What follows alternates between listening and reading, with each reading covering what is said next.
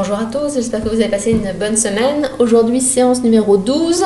Nous sommes rendus au 31 octobre.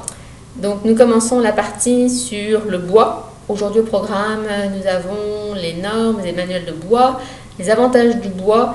Puis ensuite, nous faisons une partie de calcul en flexion, tout ce qui est design, vérification et optimisation.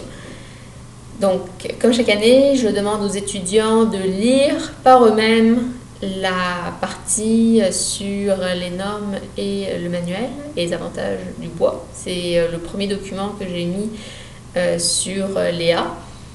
À l'examen, il y aura des petites questions concernant votre lecture, mais ce seront des questions très simples. Du type vrai-faux ou je vous donne une définition, puis vous devez me dire à quel défaut cette définition correspond. Clin d'œil, clin d'œil. Ça sera de ce niveau-là, pas très compliqué, mais juste pour m'assurer que vous avez bien lu la matière.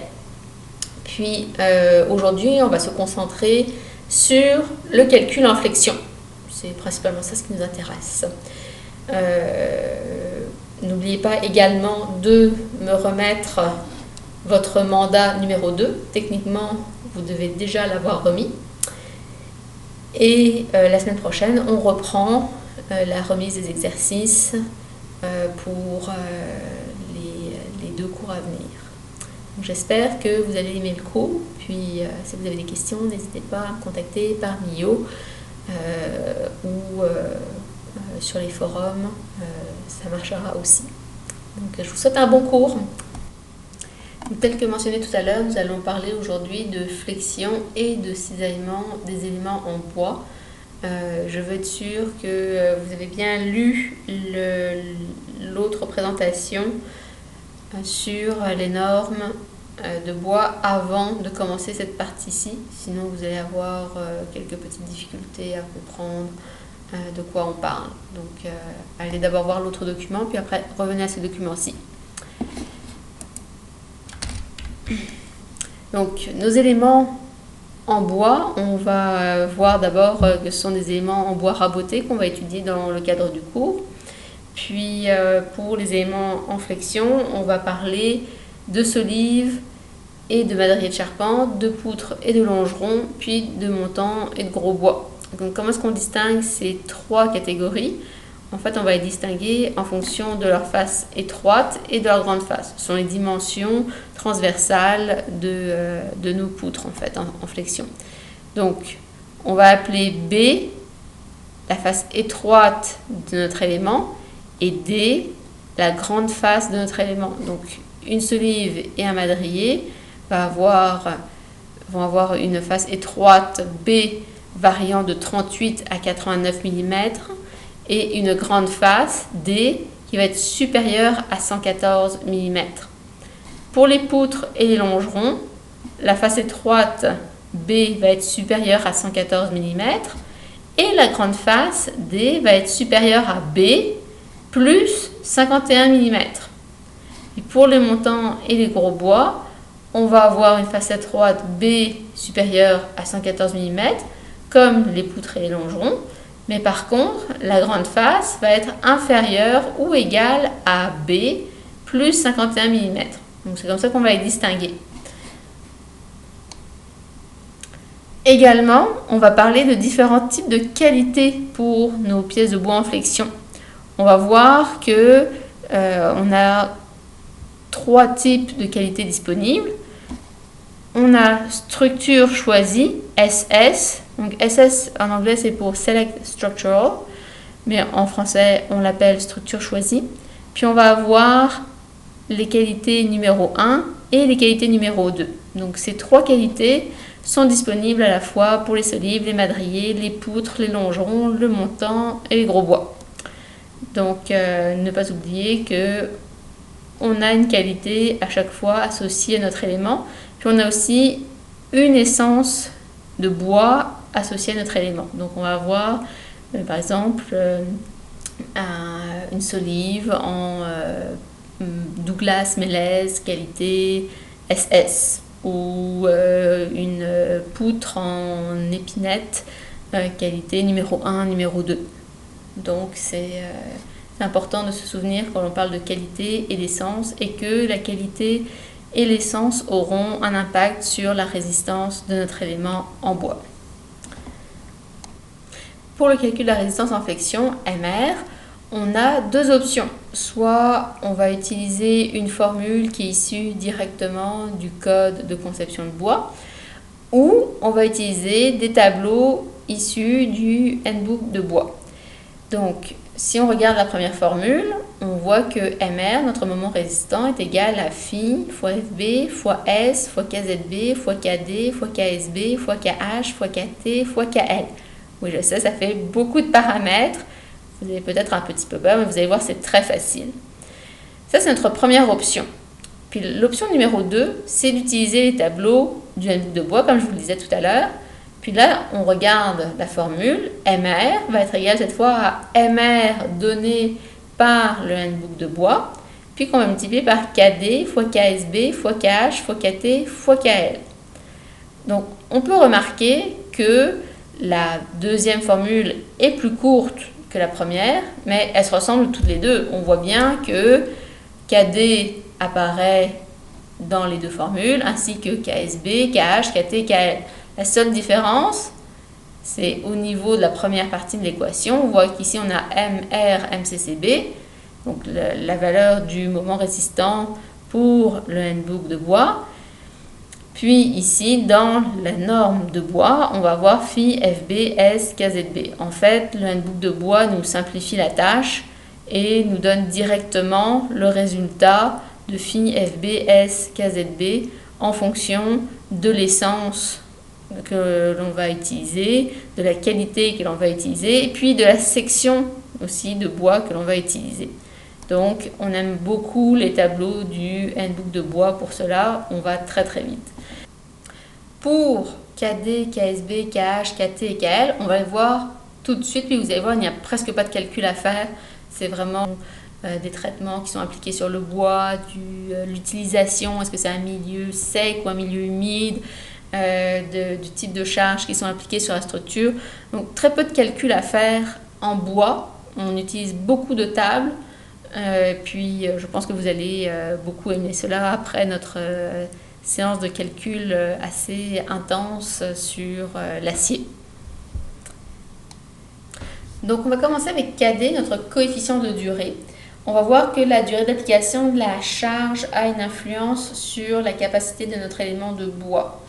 Donc lorsqu'on va venir faire notre calcul, notre vérification, notre dimensionnement, on doit d'abord déterminer la durée de l'application de la charge pour pouvoir déterminer KD.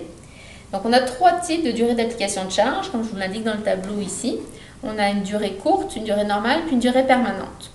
Donc pour la durée courte, on va avoir un KD de 1,15, puis on fait appel à cette durée courte lorsqu'on parle de vent ou de séisme. Ce sont des charges qui sont relativement courtes dans le temps, donc on prend KD égale 1,15 dans ce cas-là.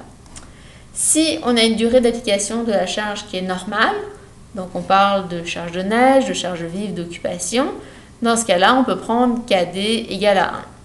On parlera de charges ayant une durée d'application permanente pour les charges mortes, puisqu'elles s'appliquent en tout temps sur la structure. Puis dans ce cas-là, on va prendre un KD égale 0,5. Donc si je reprends ma formule, donc MR égale MR MCCB fois KD fois KSB fois KH fois KT fois KL, on se rend compte que si on a une charge permanente qui est appliquée sur notre structure, on va prendre KD égale 0,65, donc on va venir diminuer la résistance au moment fléchissant de notre élément de bois. Là, je pense que vous allez avoir une question, parce que vous vous dites, oui mais Gaëlle, comment fait-on on n'a pas juste une charge qui s'applique, on a des combinaisons de charges. Là, vous avez entièrement raison. On va avoir une combinaison de charges, par exemple, notre 1,25D plus 1,5S plus 0,5L. On s'entend que l'on vient jouer ici sur 2 durées d'application de charge. Donc comment fait-on pour déterminer notre coefficient KD dans ce cas-là? Je vous ai fait un petit tableau qui vous donne directement la valeur de KD à considérer en fonction des charges apparaissant dans la combinaison de charges. Donc si dans votre combinaison de charges vous avez uniquement D qui apparaît, donc comme c'est le cas dans la première combinaison que l'on a vue, 1.4 fois D, vous devez prendre KD égale 0.65. C'est assez simple.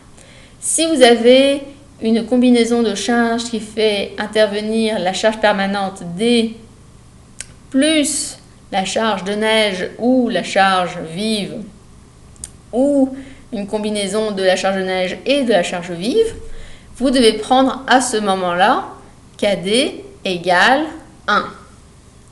Puis si votre combinaison de charges critiques fait intervenir le vent, donc W, cette fois vous devez prendre KD égale 1.15. Donc première chose que l'on fait, on calcule les combinaisons de charges. Deuxième étape, on détermine la combinaison critique qui va nous donner l'effort maximum. Puis troisième étape, on vient sélectionner KD dans le tableau en fonction de la combinaison critique qui nous intéresse. Ensuite, donc notre équation fait intervenir KS. C'est un coefficient de condition d'utilisation. Donc ce coefficient de condition d'utilisation, il va dépendre de l'humidité dans laquelle notre élément de bois évolue. Si on est en milieu sec ou en milieu humide, on va obtenir des valeurs de coefficient KS différentes. Donc on va commencer avec un milieu sec, c'est le plus facile. Si le degré d'humidité est inférieur à 15% globalement et qu'il ne dépasse jamais 19%, alors on va prendre KS égale à 1. Si on est en milieu humide, c'est un peu différent. On va voir qu'on a un tableau dans lequel on va aller chercher notre valeur de KS. Également, si on regarde le tableau, on voit que KS, en fait, est une famille de coefficients. Donc, on a une valeur de KS qu'on appelle KSB pour la flexion. On a une valeur de KS qui s'appelle KSB pour le cisaillement. On a une valeur de KSC pour de la compression. On a une valeur de KS pour de la traction. Puis, le dernier que l'on va voir un peu plus tard dans la séance, ça va être KSE pour notre module d'élasticité. Donc, quand on vient sélectionner notre valeur de KS, il faut bien s'assurer de prendre la valeur de KS qui est associée au type de sollicitation que l'on cherche à vérifier. Donc, flexion, cisaillement, compression, traction ou notre flèche. Ça, c'est la première chose à déterminer. Ensuite, il faut voir si on a du bois de sciage ou du bois lamellé collé. Dans le cadre du cours, on ne voit pas le bois lamellé collé. Donc, la colonne de droite, on peut l'oublier. Donc, pour le bois de sciage, notre valeur de KS va dépendre de la dimension étroite de notre élément de bois. Donc, si notre élément de bois a une face étroite de 89 mm ou moins, on va aller lire la valeur dans la colonne de gauche. Si sa face étroite est supérieure à 89 mm, alors on prend les valeurs indiquées dans la colonne centrale. Donc, pour résumer, on se souvient que KS est une famille de coefficients.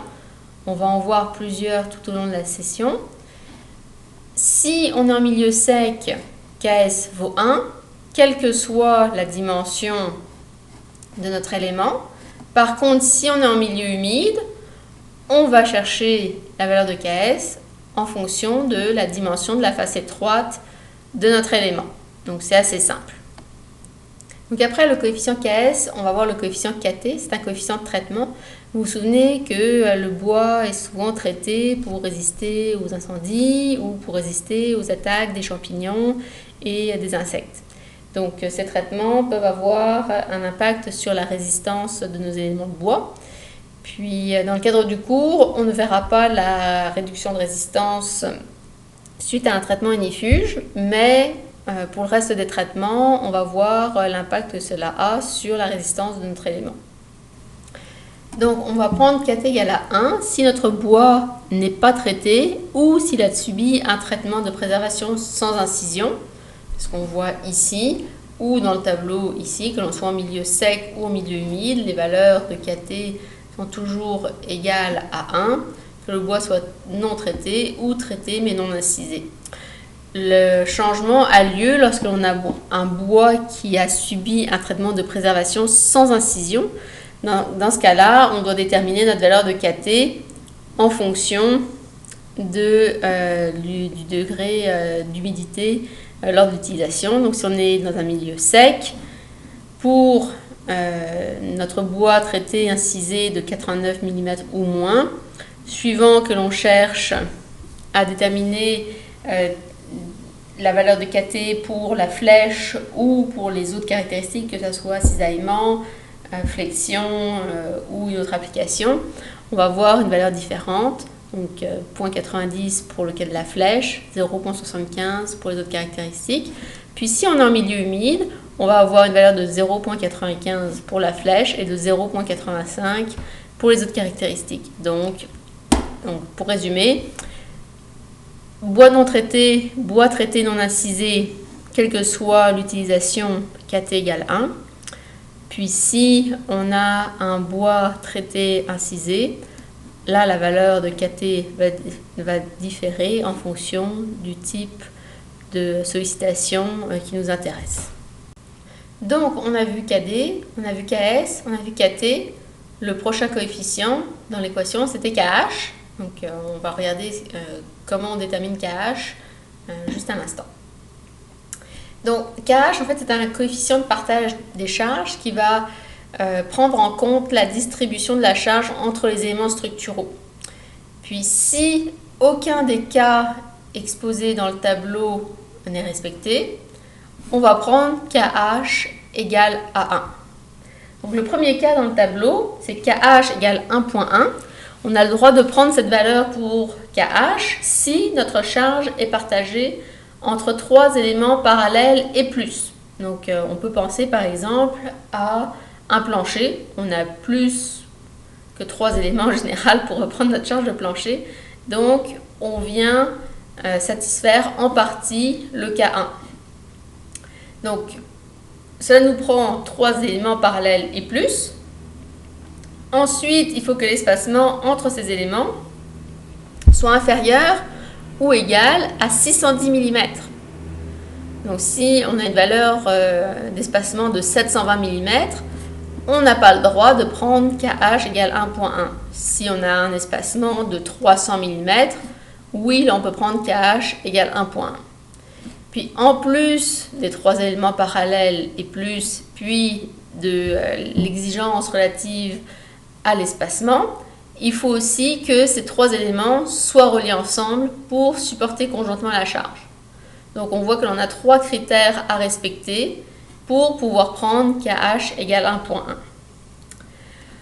Pour prendre le cas numéro 2, où KH est égal à 1.4, il faut respecter toutes les conditions du cas 1 et en plus, il faut que nos éléments structuraux soient recouverts d'un revêtement, donc ça peut être un panneau d'OSB ou un contreplaqué, que ce revêtement fasse au moins 9,5 mm d'épaisseur, ou ça nous prend un platelage d'au moins 17 mm d'épaisseur, et en plus du revêtement ou du platelage, on a besoin d'une finition de plancher, donc une céramique, un bois franc, etc.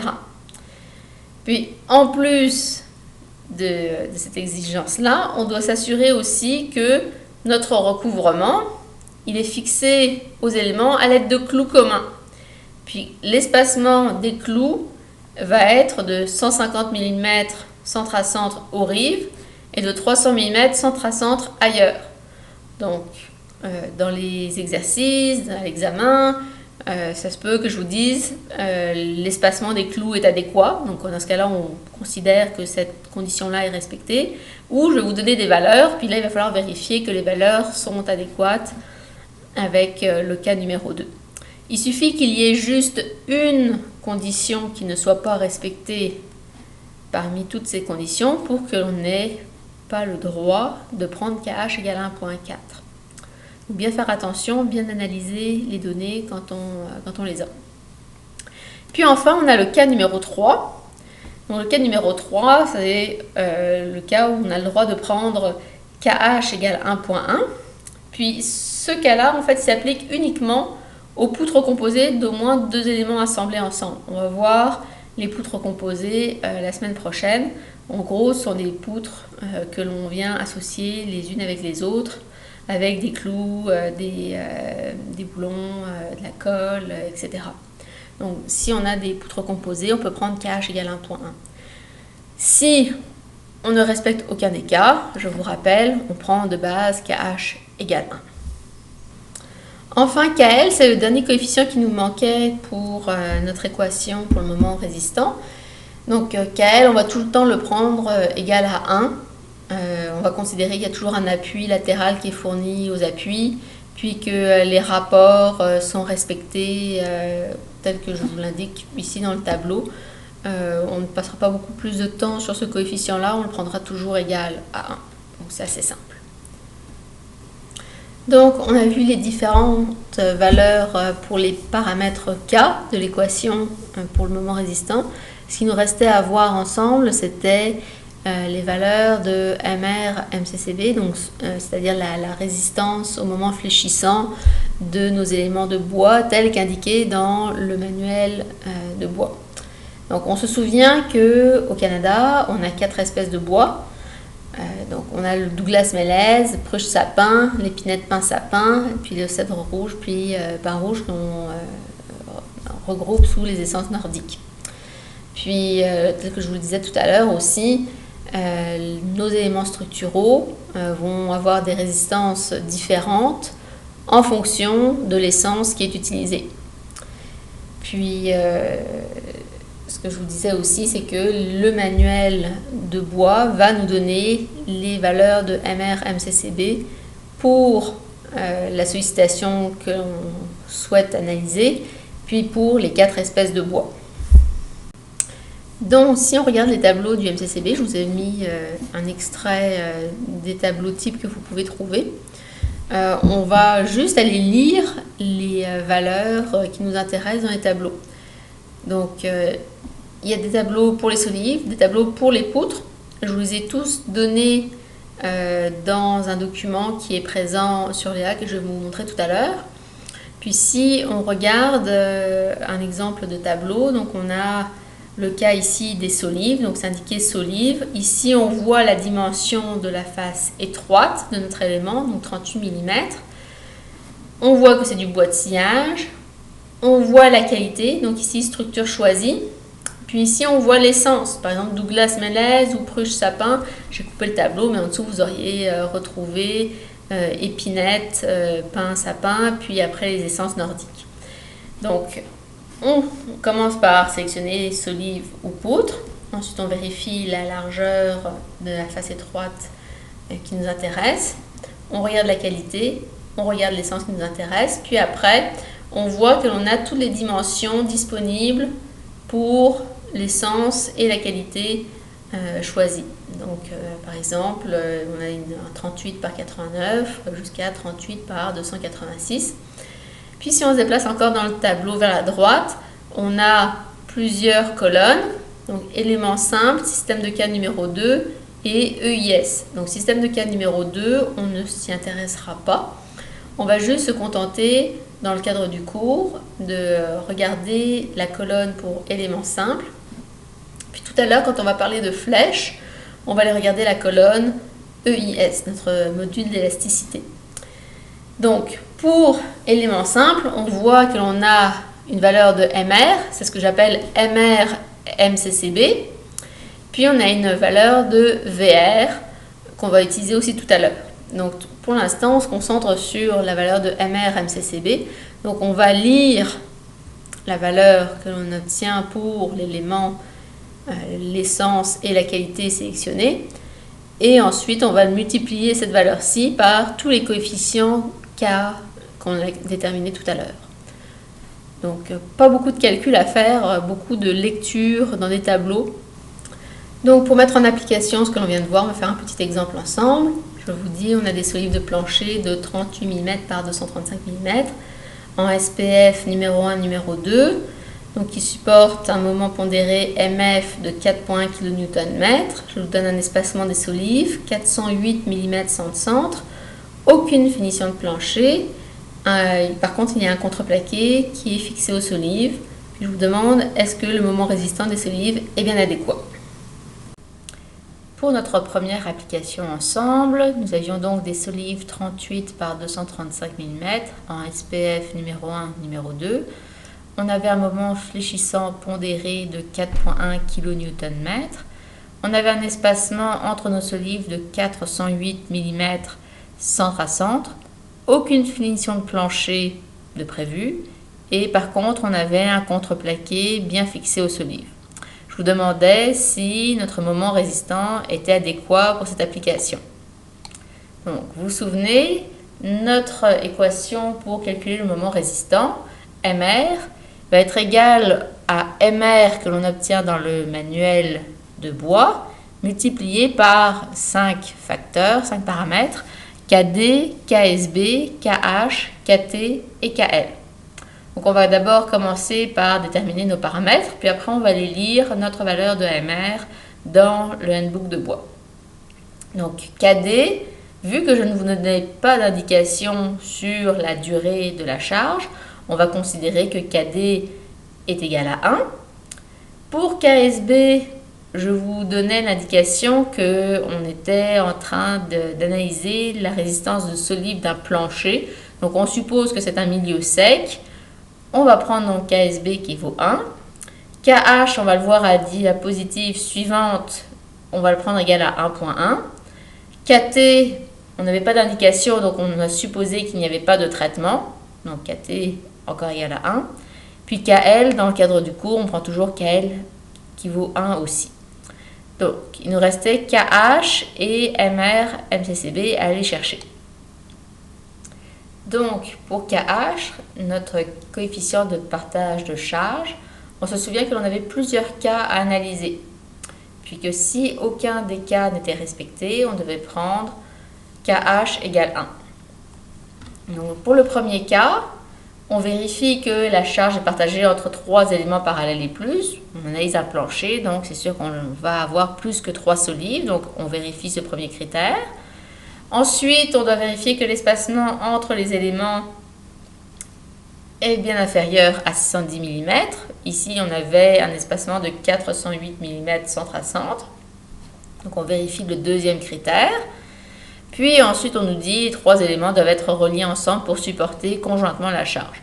On suppose que nos solives sont bien reliés ensemble. Donc, on pourrait prendre KH égale 1,1. Vu que l'on respecte les différents critères pour le cas 1, on peut essayer de vérifier si le cas numéro 2 est également vérifié. Donc, on vérifie toutes les conditions du cas 1 et en plus, on doit vérifier que nos éléments sont bien recouverts d'un revêtement d'au minimum 9,5 mm, puis qu'il y ait une finition de plancher de prévu. Donc, on a bien notre revêtement est bien fixé sur la structure, mais par contre, je vous donnais comme indication qu'il n'y avait aucune finition de plancher, donc on ne respecte pas complètement le cas 2, donc on ne peut pas prendre KH égale 1,4. Puis le cas numéro 3, vous vous souvenez que c'est le cas des poutres composées. Ici, on a juste des solives simples, donc on ne peut pas prendre KH égale 1,1 pour le cas numéro 3. Donc, on va se contenter du cas numéro 1 avec KH égale 1,1. Donc, ce qui nous explique pourquoi on avait KH ici égale 1,1. Il nous reste juste à trouver MR dans le manuel de bois. Donc, on va dans le document poutres et solives.pdf que j'ai fourni sur Léa. On vérifie que l'on a bien des solives. Donc, dimension 38 mm, bois de sciage. On se déplace jusqu'à trouver la qualité qui nous intéresse. Je vous disais que c'était une qualité numéro 1, numéro 2. Puis après, je vous disais qu'on avait des solives en SPF. SPF ou EPS, vous vous souvenez, c'est la même chose, sauf que l'un est en français, l'autre est en anglais. Donc ici, EPS. Puis après, j'ai fait un petit zoom pour vous montrer le tableau pour que ce soit plus facile pour aller chercher les valeurs. Donc, on est qualité numéro 1, numéro 2, EPS. On avait des solives 38 par 235. Je vais vous demander de vérifier le moment résistant. On se place dans le cas élément simple. MR vaut ici 4,09 kN/m.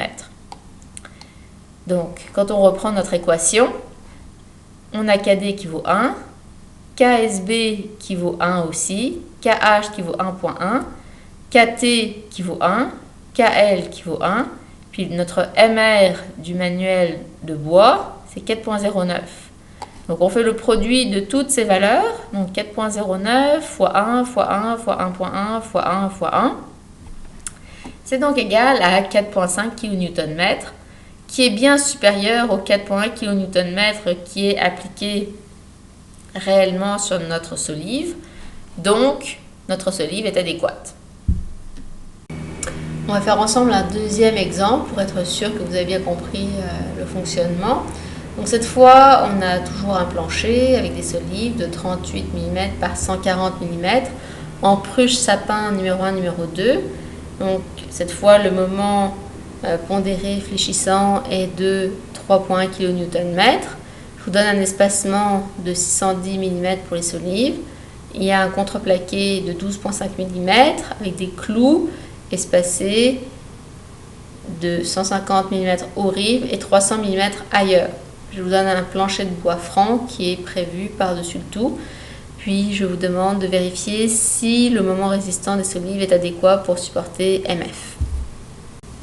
Donc si on résume les données qui nous ont été transmises, donc nos solives 38 par 140 mm en pruche sapin numéro 1, numéro 2, MF égale 3,1 kN/m, S égale 610 mm sans centre. On a notre contreplaqué qui est cloué avec des clous communs espacés aux 150 mm aux rives, 300 mm ailleurs. On a un plancher de bois franc et la question était: est-ce que MR est adéquat?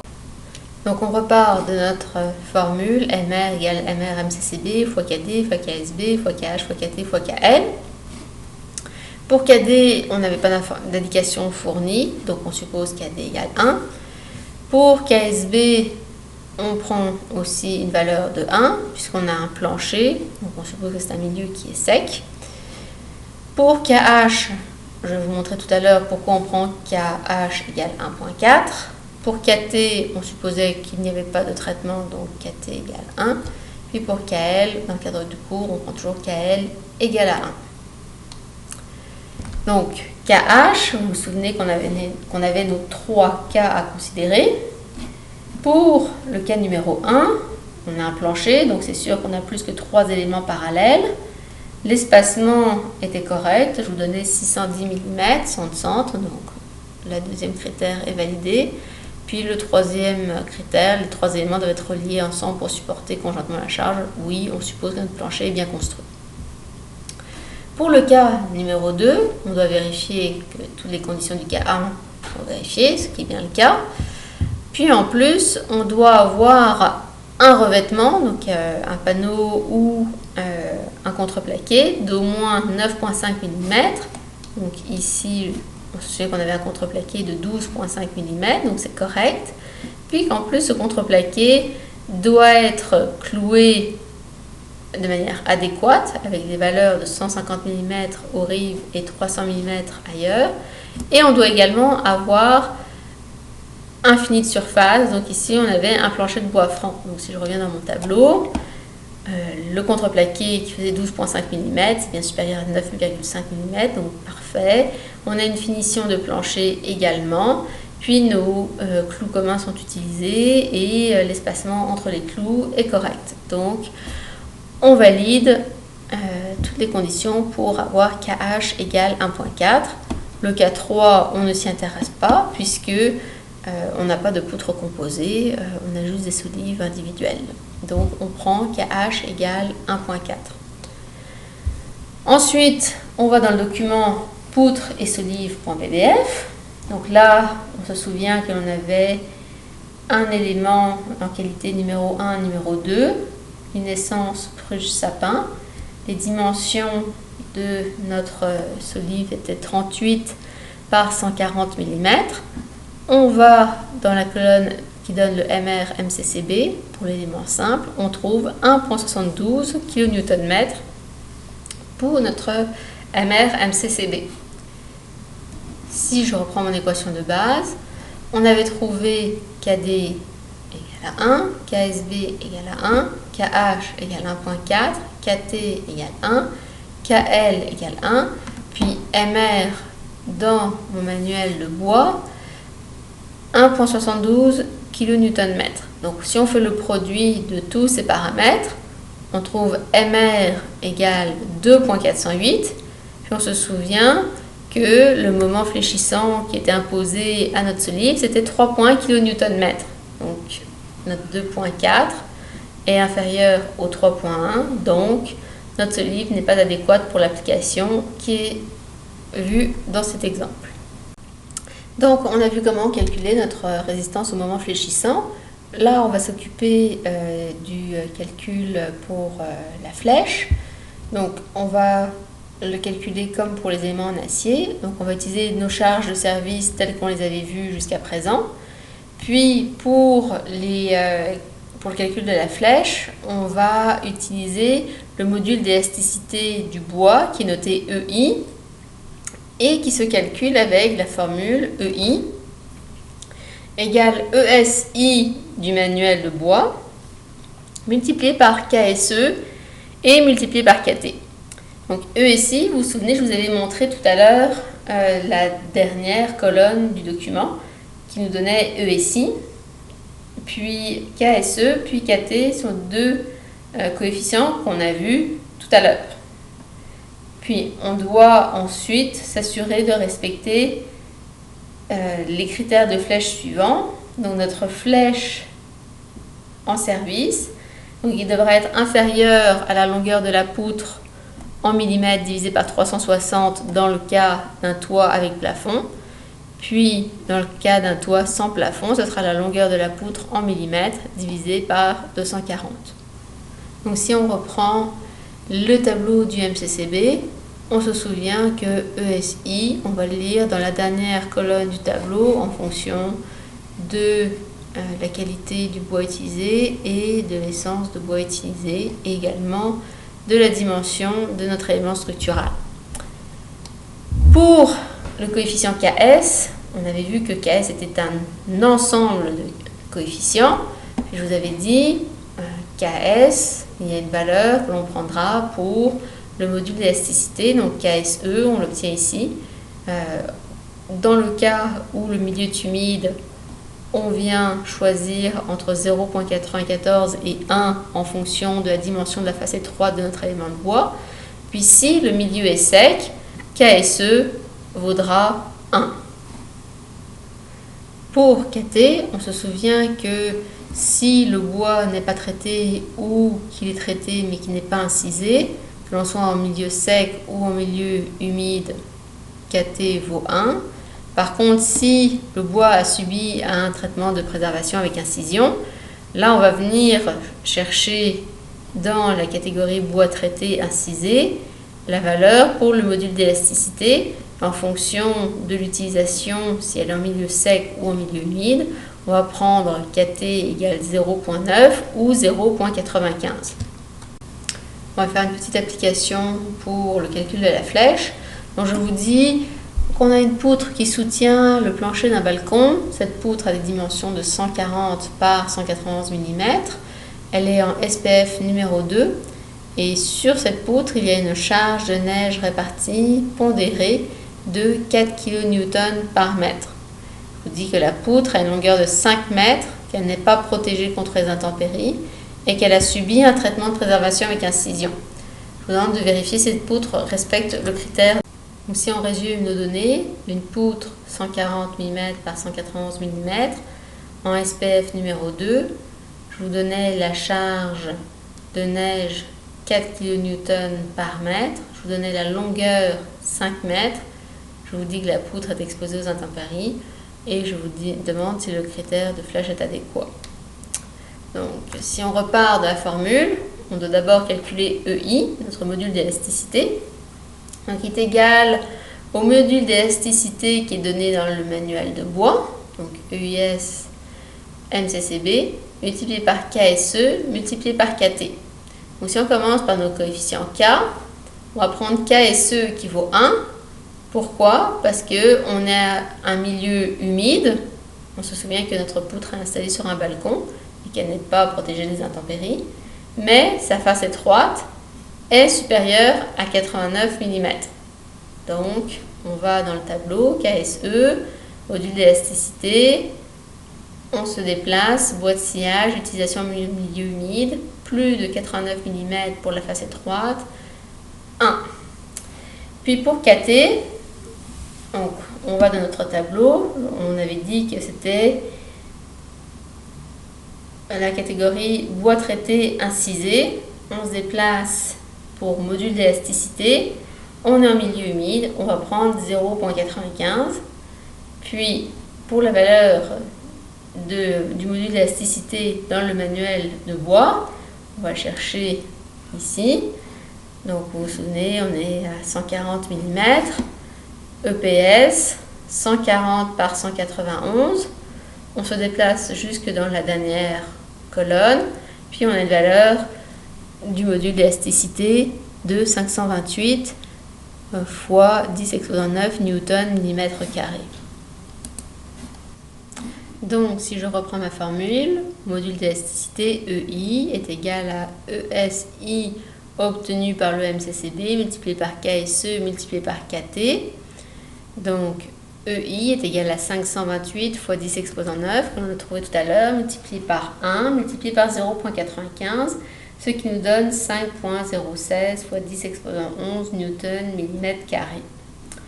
Pour la flèche, vu que l'on a une charge uniformément répartie, on se souvient que la formule de la flèche est donnée par 5WL exposant 4 divisé par 384 EI. Donc, on obtient 5 fois 4 qui est notre charge de service pour l'exemple que l'on fait, multiplié par la longueur de la poutre, donc 5000 mm exposant 4, divisé par 384 fois EI, que l'on vient juste de calculer, donc 5,016 fois 10 exposant 11 newton millimètre carré. Donc, en faisant ce calcul, j'obtiens 64,89 mm. Ici, on a un balcon, donc on va considérer cela comme un toit sans plafond. Donc, notre critère maximum de flèche, delta max, va être égal à L sur 240. Donc, 5000 divisé par 240, ce qui nous donne 20,83 mm, ce qui est très largement inférieur à 64,89 mm que l'on a calculé et qui vont se produire lorsque l'on va avoir la charge de neige appliquée sur le balcon. Donc, on peut dire que le résultat n'est pas correct. Donc, la poutre ne respecte pas le critère de flèche. On est obligé de changer notre application. Donc, on a vu le calcul de la résistance au moment fléchissant. On a vu le calcul de la flèche. Il nous reste à voir le calcul de la résistance en cisaillement. Donc, comme pour le calcul du moment résistant, on va avoir deux formules. Une que l'on ne va pas utiliser dans le cadre du cours, puis une que l'on va utiliser puisqu'elle va faire appel au tableau du MCCB. Donc, la formule, donc notre résistance au cisaillement ou notre effort tranchant, c'est la résistance au cisaillement que l'on obtient dans le tableau du manuel de bois, multiplié par KD, multiplié par KSV, multiplié par KH et multiplié par KT. Donc, comme je vous le disais tout à l'heure, on va chercher notre valeur de VR du MCCB dans le tableau que l'on a vu précédemment. Vous vous souvenez, on se place dans le cas de l'élément simple. On avait MR MCCB qui était disponible dans la colonne de gauche. Cette fois, on vient chercher la valeur de VRMCCB qui est associé à notre qualité, à notre essence de bois, puis aux dimensions d'éléments structural visés par notre cas. Donc c'est aussi simple que cela. On va lire la valeur de VR, puis pour nos deux autres valeurs, nos quatre autres valeurs, KD, KSV, KH et KT, on les détermine de la même manière que précédemment. Donc on va faire un petit exemple. Je vous dis qu'on a une solive 38 par 114 mm en SPF numéro 1, numéro 2 qui doit supporter le poids d'une enseigne extérieure. La charge supportée induit un cisaillement pondéré de 4,2 kN dans la solive. On dit que l'on néglige la charge de vent. La solive est non protégée contre les intempéries et elle a subi un traitement avec incision. Je vous dis de vérifier que la résistance au cisaillement de cette solive est adéquate. Donc, si je résume les données, une solive 38 par 114 mm, SPF numéro 1, numéro 2, VF égale 4,2 kN. On considérait juste le poids propre pondéré. On considérait que l'on avait une solive non protégée contre les intempéries. Puis, je vous disais qu'il y avait un traitement avec incision qui avait été fait.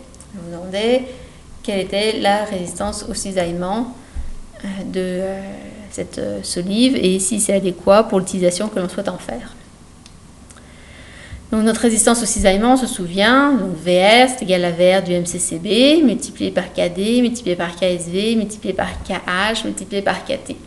Si on commence avec nos paramètres K, donc KD va être égal à 0,65. Pourquoi? Parce que je vous indiquais qu'on avait juste la charge permanente qui était considérée dans le cadre de cet exercice. Ensuite, KSV, il vaut 0,96. Puisqu'on est dans un milieu humide et que la face étroite était inférieure à 89 mm. Pour KH, notre coefficient de partage des charges, on prend KH égal à 1, parce qu'on a une seule poutre qui reprend la charge. Pour KT, on se souvient que l'on a un bois traité, incisé en milieu humide, donc on prend KT égale 0,85. Et enfin, notre VR MCCB, on trouve une valeur de 5,85 en allant dans le tableau. On se déplace le long de la colonne VR jusqu'à rencontrer donc, la qualité numéro 1, numéro 2, EPS 38 par 114. On obtient 5,85 kN. Donc, si je reprends ma formule, j'obtiens VR qui vaut 5,85 multiplié par 0,65, multiplié par 0,96, multiplié par 1, multiplié par 0,85, j'obtiens 3,1 kN, mais sur ma solive, en réalité, on a une charge pondérée de 4,2 kN. Donc la solive n'est pas adéquate pour reprendre l'effort de cisaillement demandé. Donc pour résumer ce que l'on a vu aujourd'hui, on va se souvenir que nos bois peuvent avoir des essences et des qualités différentes, mais que des essences et des bois de qualités différentes vont impliquer qu'on va obtenir des résistances différentes selon la sollicitation que l'on applique sur notre élément.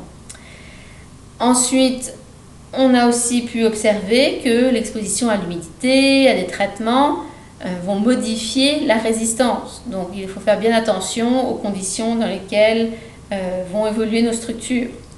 Puis enfin, on a vu que utiliser le manuel de bois nous permet de nous faciliter la vie pour calculer et vérifier le moment résistant, la résistance à l'effort tranchant, puis la flèche.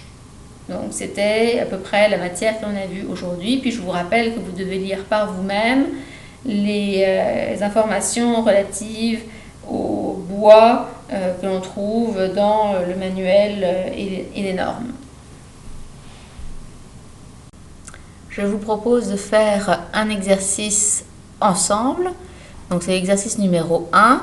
Je vous dis, un plancher d'un entrepôt est constitué de solives 38 par 140 espacées au 300 mm sans centre. Je vous donne la longueur des solives, 2,5 mètres. Je vous dis aussi que le bois, c'est du SPF numéro 1, numéro 2. Je vous dis que les solives sont recouvertes d'un contreplaqué de 15,8 mm d'épaisseur qui est cloué adéquatement aux solives. Il n'y a pas de plafond prévu sous les solives. Je vous demande de vérifier si les sections considérées sont adéquates, si elles supportent les charges suivantes. Je vous donne une charge permanente de 0,9 kPa qui inclut le poids des solives et je vous donne une charge vive de 4,8 kPa. Donc, si on résume l'ensemble des données qui étaient dans l'énoncé, on a un plancher d'un entrepôt, des solives 38 par 140 espacées au 300 mm. On a une longueur de solive de 2,5 m. Je vous disais du bois SPF numéro 1, numéro 2, un contreplaqué de 15,8 mm d'épaisseur, cloué. On avait un plafond prévu sous les solives. Je vais vous donner deux charges, donc une charge permanente de 0,9 kPa, une charge vive de 4,8 kPa. Puis je vais vous demander de vérifier si les solives sont adéquates. Donc là, il faut que l'on vérifie la résistance au moment fléchissant, la résistance à l'effort tranchant, puis la flèche. Donc c'est un exercice relativement complet. Donc, vu que je commence par vous donner des charges en kPa, il faut que l'on aille quelque chose qu'on doit faire, vous vous souvenez, c'est calculer nos combinaisons de charges. Donc nos combinaisons de charges, la première c'est 1,4 fois notre charge permanente, donc 1,4 fois 0,9, ce qui nous donne 1,26 kPa. Puis vu qu'on a juste deux charges, D et L, donc nos autres équations pour nos combinaisons de charges, en fait, elles se réduisent juste à une combinaison qui est 1,25D plus 1,5L. Donc 1,25 fois 0,9 plus 1,5 fois 4,8, ce qui nous donne 8,325 kPa. Donc vous vous souvenez, on prend le maximum des deux valeurs, donc 8,325 kPa. Donc là, on a une charge, mais en kPa. Donc sur une solive, vous vous souvenez, on peut avoir soit une charge ponctuelle, soit une charge uniformément répartie. Donc, pour calculer notre charge uniformément répartie, on va prendre le résultat que l'on vient d'obtenir, 8,325 kPa, que l'on va multiplier par la largeur tributaire d'une solive. Vous vous souvenez que nos solives sont espacées au 300 mm. Donc, ma charge uniformément répartie, W, va être égale à 8,325 fois 0,3 mètres, ce qui me donne 2,5 kN par mètre. À partir de là, on va calculer nos efforts dans nos solives. Donc, notre moment fléchissant maximal et notre effort tranchant maximal. Donc, pour une solive sur appui simple, puisqu'on n'avait pas vraiment d'indication, mais on va supposer qu'elle est sur appui simple, on va avoir WL carré sur 8 pour le moment fléchissant et WL sur 2 pour l'effort tranchant. Donc, notre moment fléchissant va être égal à 2,5 donc W multiplié par 2,5 qui est la longueur de ma solive que je mets au carré, divisé par 8. J'obtiens donc 1,95 kN/m. Puis pour mon effort tranchant, je vais avoir 2,5 multiplié par 2,5 divisé par 2, donc un effort tranchant maximal de 3,125 kN. Si je calcule la résistance de mes solives, tout d'abord le moment fléchissant, donc notre résistance au moment fléchissant, MR, va être égale au MR que l'on trouve dans le handbook de bois, multiplié par les facteurs KD, KSB, KH, KT et KL. Donc KD va être égal à 1. Pourquoi? Parce que j'ai juste ma charge vive et ma charge permanente. KSB, vu que l'on a un plancher, on va considérer que c'est un milieu sec. Donc KSB va être égal à 1. Pour KH, on va prendre 1,1. Pourquoi? Parce que l'on sait que l'on a un contreplaqué, mais on n'a pas de finition, donc on ne peut pas prendre le cas numéro 2. Donc KH égale 1,4, on ne peut pas le prendre, mais par contre on sait que l'on a plusieurs éléments On sait que l'on respecte l'espacement maximum qui est prévu, puis on suppose que nos éléments sont correctement attachés entre eux. Donc on va prendre KH égale 1.1. Pour KT, on va supposer qu'il n'y a pas de traitement, il n'y avait pas d'indication dans l'énoncé. KL, dans le cadre du cours, il vaut toujours 1. Puis MR du handbook de bois, on va le lire dans notre tableau. Donc je suis allée chercher les solives, EPS, qualité numéro 1, numéro 2. Pour 38 par 140, j'obtiens un MR qui vaut 1,85 kN/m. Donc mon MR, quand je reprends ma formule qui est ici, je vais trouver MR qui vaut 1 fois 1 fois 1.1 fois 1 fois 1 fois 1,85, ce qui est égal à 2,03 kN/m. C'est bien supérieur à 1,95 kN/m qui est appliqué sur notre solive. Donc, pour ce premier critère, on le satisfait complètement, on est content. Si cette fois je passe à la résistance à l'effort tranchant, donc mon VR, il va être égal à VR du handbook de bois, multiplié par KD, multiplié par KSV, multiplié par KH et multiplié par KT. Donc, par rapport au MR, en fait, on va avoir les mêmes valeurs de KD, KH et KT. Par contre, notre SB, KSB, il va être transformé en KSV, puisque cette fois, on s'intéresse à l'effort tranchant, puis lequel on ne l'a pas. Donc, KD, KH et KT sont les mêmes. Donc, 1, 1.1 et 1.